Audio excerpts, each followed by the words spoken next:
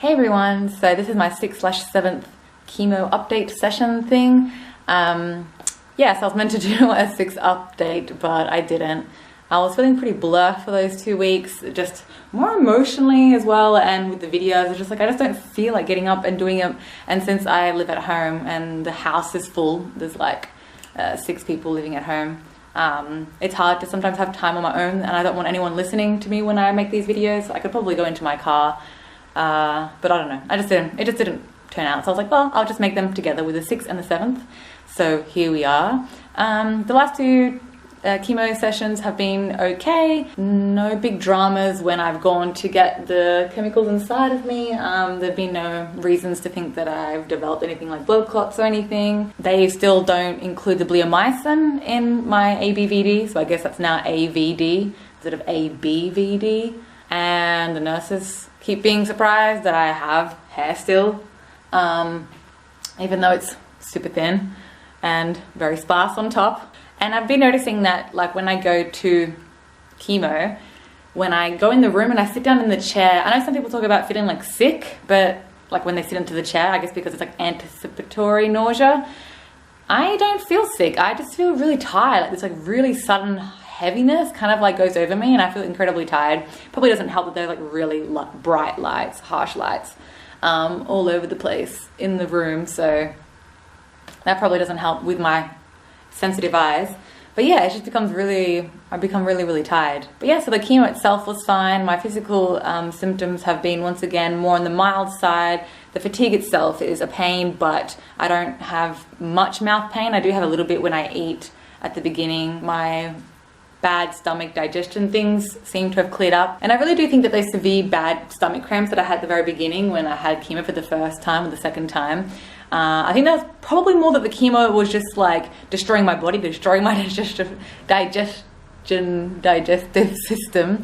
And my body obviously was in pain because of that. But I don't think it really was constipation. So I think me taking a lot of those drinks hasn't necessarily helped. And I think that's why I had problems on the other end of things later on, because my body was actually doing things okay and my digestion and my fiber or whatever was okay. And so then taking like lots of Molly-Col just put me in the other side, because obviously I was taking too much fiber and causing pains in the other direction. So yeah, I'm not taking any more like those kind of drinks, and I'm just like waiting to see what happens. And so far I haven't had any bad cramping for the last 2 sessions. Apart from that, lights, my eye's still sensitive. I still have chemo brain. But yeah, it's definitely a lot more mild. Even the tiredness, I feel like it doesn't quite... I have general tiredness and I have general fatigue in my body. Like I can't do things as well as I want to or for as long, but like there isn't this like fogginess in my brain where I can't interact socially. That fogginess isn't as strong, at least not this time. So in some ways I'm like, it feels like it kind of like every chemo, it kind of gets actually easier physically. And I hope that continues. But in another way, I'm like, oh my God, does that mean that it's not working anymore or something? I probably shouldn't think about that. It probably doesn't mean that at all. But it's more, yeah, emotionally and mentally. It gets harder with each time, which I think makes sense. But at the same time, I'm really just want to get to the last few. Like I know the next one I have to do on Tuesday is my 8th. So then I'll be 2/3 through once I've done that one. And I'm hoping that the last third, although it'll be difficult in many respects, I also hope it's easy in the sense that I know that there's very few left. Like I can actually like count them. There's like 4 left after that. And I'm hoping that will also help me get through, because I think a big part of it is just a pain. I can't do things as well as I want to. I'm not really 100% me, but at the same time, there's just a real big pain of not, for me, contributing towards like my career or things that I really want to achieve in life. So, I had to stop my studies, and now when I think about the side effects that I'm having like right now, I probably could have continued to do my studies, but the effects that I had for the first like 3-4 chemos, no, they were really severe, especially the first 2. And so there's no way that I could have done it. And so it makes sense that I would delay my studies after those experiences.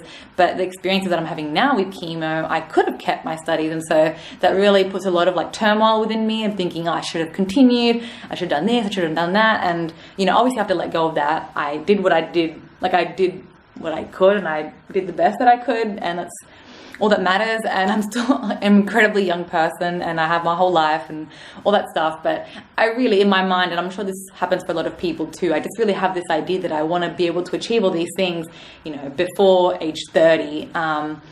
And also just be efficient. Like, even if I don't achieve all these things by the time that I'm 30, I just want to not waste time, and I feel like I'm wasting time. But that's something that I've talked about before in these videos, and something that I work on all the time to just let go of and not hold on to it so much. But it definitely affects me because I really want to be efficient and productive, and I want to achieve so many things, and at the moment I just feel like it's time I can't. And so I think one thing that's been helping me the last few days that I've done is also just been reading more of my psychology books, ones that kind of like textbooks, things that they recommend, and things that provide different kind of like therapies to provide if I want to go down that path. So at least I'm contributing to my knowledge base in a way that, although it's not like, you know, my like a degree or anything, it's still like knowledge that will help me when I do go back into my studies or when I start working, which is smart, right? Makes sense.